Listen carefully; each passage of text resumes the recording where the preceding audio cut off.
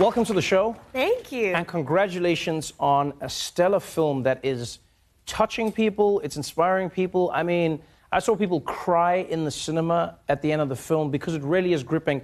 For those who haven't seen the trailers or know nothing, I won't spoil the movie, but I'll tell you the plot. It's a story of a young girl played by yourself who is friends with a young boy who gets shot at a police stop. A story that we're all too familiar with. And that's just really the beginning of the story. Before we even get into the story itself, I have to ask, is there a difficulty that comes with playing a character or telling a story about something that's happening now all the time? Yeah, I mean, I think there was kind of a deeper sense of responsibility with the way that we approached it, and knowing that we had to reflect events that were real. And so we had to commit ourselves as fully as we could to it in order to honor the lives of those who've been affected by things like this. Right. And we watch the story unfold, and a lot of the time it feels like, you know, you watch it in the news and they'll go, a black boy was shot by, yeah. And the names become secondary, and that's why so many people say their names. Yeah.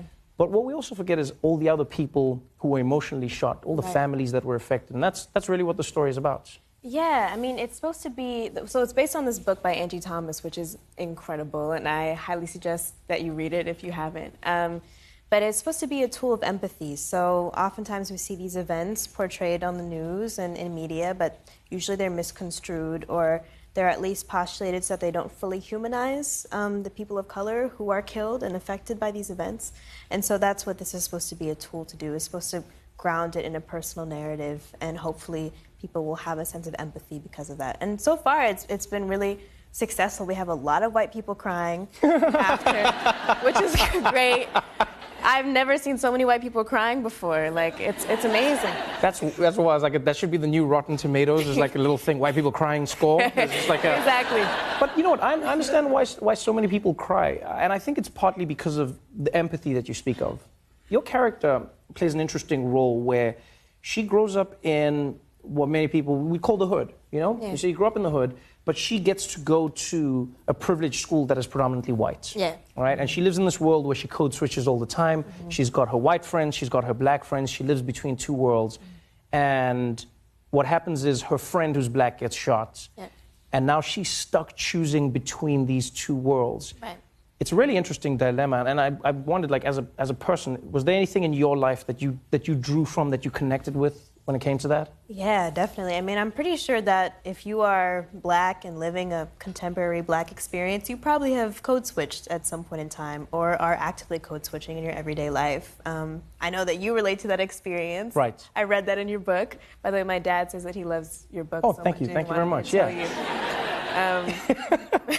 But yeah, it's a normal thing to do, but this is a higher level of code switching. Because, I mean, Yeah. it's one thing to go from, hey, what's up, to good morning, sir. Right. But it's another thing to code switch your allegiances. Because Yeah. your character is at a white school, and she's going, if I testify against these cops, or if I speak out, I will be seen as being anti-cop by my Right. white friends. Exactly. And on the other side, if I testify, people will see me as a snitch. Yeah. That's a difficult game to play. Yeah, she's walking a really difficult line, but she comes to the conclusion at the end of the day that she can no longer compromise who she is, and that she needs to stand up for her community. She needs to be her most authentic self, and she'll no longer, you know, put on her white voice in Right. those spaces. When you were filming the scene that we commonly refer to as the talk, Yeah. it's a really interesting scene in the movie where, you know, you have your character's dad talking to the family repeatedly through their lives, saying, this is how you conduct yourself around police. This is always going to be a life-altering experience if you handle it the wrong way. Yeah. You look at that story and you look at that scenario, there is a pain that comes with what happened. And there are often people who say, well, if you conduct yourself the right way, it won't happen. Yeah. But unfortunately, that's not the truth. Right. Yeah, I mean, it's tragic because we rob black children of their ability to be children. You know, they have to be so careful about the way in which they act and present themselves from such an early age, because they even understand that they are not afforded childhood in the way that, you know, their white counterparts are. Right. Looking at the film, looking at the response that it's gotten, what would you say your greatest hope and success would have been, beyond the white people crying? When people watch When people watch The Hate You Give, what do you want them to walk away with? Because I know everyone has a slightly different feeling. Well, I mean, white people crying actually was the goal. It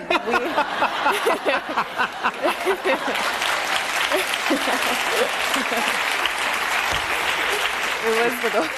Well, you know what? We wanted to make sure that, those who, have been affected by the way in which the media misconstrues these events actually have a real sense of empathy and are able to place themselves into the shoes of our communities and understand that these are not just news events. These are happening to real people. They affect us in really deep and pervasive ways. And then in terms of how it affects people of color, we wanted this to be a space within which we could be ourselves and see ourselves represented and feel validated by that and maybe process some feelings that we don't ever have the opportunity to move through.